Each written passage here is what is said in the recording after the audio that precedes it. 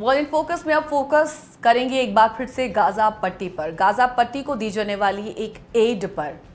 Gaza पट्टी जो कभी समृद्धि और सांस्कृतिक विविधता का प्रतीक थी और अब युद्ध और मानवीय संकट का शिकार हो गई है। जग जाहिर है, इजराइल हमास के बीच जारी संघर्ष ने न केवल क्षेत्रीय स्टेबिलिटी को काफी इफेक्ट किया है, बल्कि लाखों निर्दोष नागरिकों की जिंदगी को भी दांव पर लगा दिया है।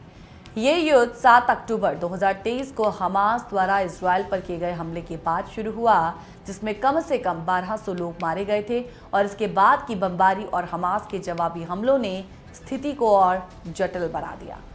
गाजा के स्वास्थ्य मंत्रालय के अनुसार अब तक 32,000 से अधिक फिलिस्तीनी नागरिक मारे जा चुके हैं, जिनमें अधिकांश महिलाएं और बच्चे हैं। 74,000 से अधिक लोग घायल हुए हैं। अभी गाजा में सिचुएशन किस तरीके की है, आइए आपको बताते हैं। गाजा की स्वास्थ्य सेवाओं की बात करें तो ये लगभग पूरी तरीके से ध्वस्त हो चुकी है। कई अस्पतालों, स्वास्थ्य केंद्रों को नष्ट कर दिया गया है या वो गंभीर रूप से क्षतिग्रस्त हैं। संयुक्त राष्ट्र के अनुसार 750 से अधिक स्वास्थ्य सुविधाओं पर हमले हुए हैं, जिनमें से 660 से अधिक लोग मारे जा चुके हैं।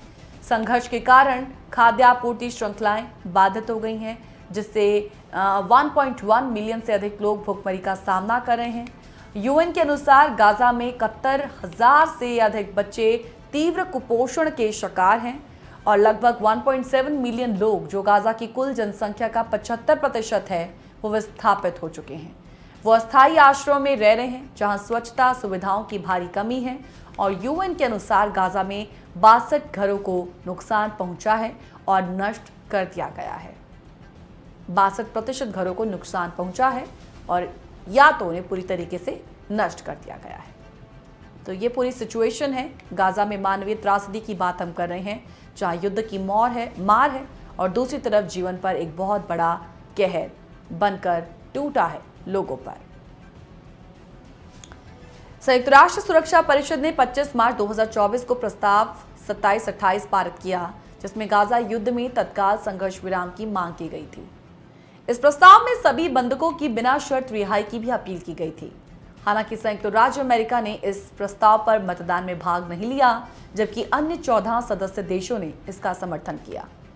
जैसे जैसे फिलिस्तीन में भूखमरी गहरा रही है, इजराइल के पीएम बेंजामिन नेतन्याहू ने गाजा मंद हमले में तेज कर दिए हैं ताकि नियंत्रण लिया जा सके। इजराइल फिलिस्तीन युद्ध में मौतों का अनुपात जो है, रेशो जो है, वो काफी डरावना है।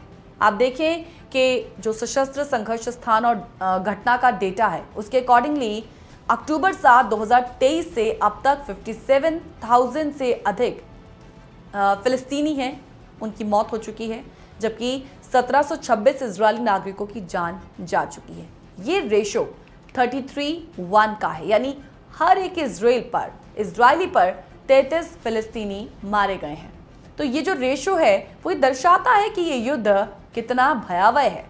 गाजा की आबादी लगभग 23 लाख है, जिसमें से हर 5वां व्यक्ति गंभीर भूखमरी का सामना आज कर रहा है, जिस पर हमने स्पेशली बात भी की थी पिछले हफ्ते। यहाँ पर बच्चे सिर्फ इजराइल के हमलों से नहीं, बल्कि भूखमरी यानी कि दोहरी मार से भी मर रहे हैं।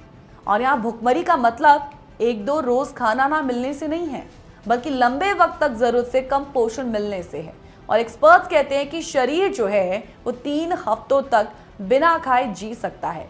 ये भी 3 स्टेजेस में आता है और जैसे ही आप खाना छोड़ते हैं तो पहला चरण शुरू होता है। दूसरे स्टेज में शरीर अपने ही फैट का इस्तेमाल करके काम चला लेता है और तीसरा फेज काफी खतरनाक है। ये वो वक्त है जिसमें शरीर वसा का सारा इस्तेमाल कर चुका होता है और वो अपनी ही मसल्स और हड्डियों को सोखने लगता है, जिससे शरीर एकदम हड्डियों का ढांचा बन जाता है।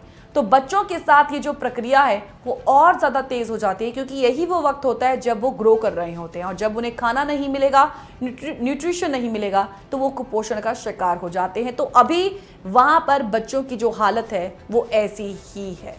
एक रिपोर्ट का हवाला देते हुए बताया जाता है कि इस साल अब तक 9,000 बच्चे गंभीर मैल न्यूट्रिशन के चलते हॉस्पिटल में जा चुके हैं और इसके अलावा बहुत से बच्चे होंगे जो हॉस्पिटल तक भी नहीं लाए गए। इनमें से 0 से 2 साल के बच्चों की स्थिति बहुत ज़्यादा खराब है और ये वही टाइम पीरियड है जिसमें बच्चों के ब्रेन डेवलपमेंट के लिए पूरा पोषण कितना ज़रूरी होता है। अब यह अंदेशा जताया जा रहा है कि आने वाले वक्त में गाजा पट्टी के बच्चों में कई कमियां देखने में आ सकती हैं। इधर इजराइल इस बात से इनकार कर रहा है कि गाजा में खाने की कमी है।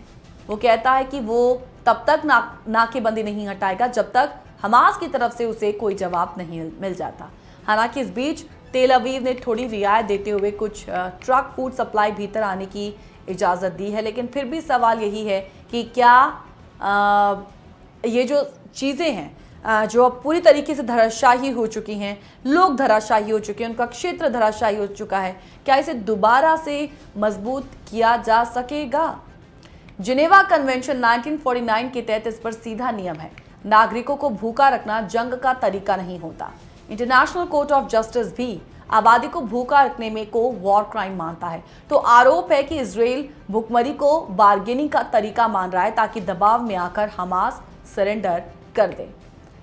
लगातार हालात बिगड़ रहे हैं और इन हालातों को देखते हुए आईसीसी ने हमास लीडर मोहम्मद दैफ समेत इजरायली लीडर बेंजामिन नेतन्याहू के खिलाफ भी अरेस्ट वारंट निकाल दिया है, लेकिन ये तरीका भी कारगर नहीं है। असल में इजराइल इंटरनेशनल कोर्ट का हिस्सा ही नहीं है, ऐसे में वहां के नेता की गिरफ्तारी कोर्ट के आदेश के तहत नहीं हो सकती। तो यही हाल यूएन का है, वो इस पर बात तो कर रहा है, चेतावनियां भी दे रहा है, लेकिन कुछ ठोस कर नहीं पा रहा है। इसीलिए सिचुएशन और ज़्यादा बदतर होती जा रही है। कुल मिलाकर इस युद्ध के अंत की कोई स्पष्ट दिशा अभी फिलहाल नजर नहीं आती। इजराइल और हमास के बीच शांति वार्ता की कोई ठोस पहल नहीं हो रही। अंतर्राष्ट्रीय समुदाय की चिंता बढ़ रही है, लोगों की चिंता बढ़ रही है कि ये संघर्ष क्षेत्रीय और वैश्विक स्थिरता को और प्रभावित कर सकता है।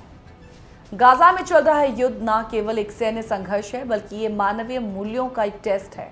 अंतर्राष्ट्रीय समुदाय को चाहिए कि वो इस संकट को प्रायोरिटी दे और शांति की दिशा में ठोस कदम उठाए, नहीं तो गाजा की धरती पर आस्था, संस्कृति और जीवन के जो रंग है फीके पड़ जाएंगे या फीके पड़ने शुरू हो चुके हैं।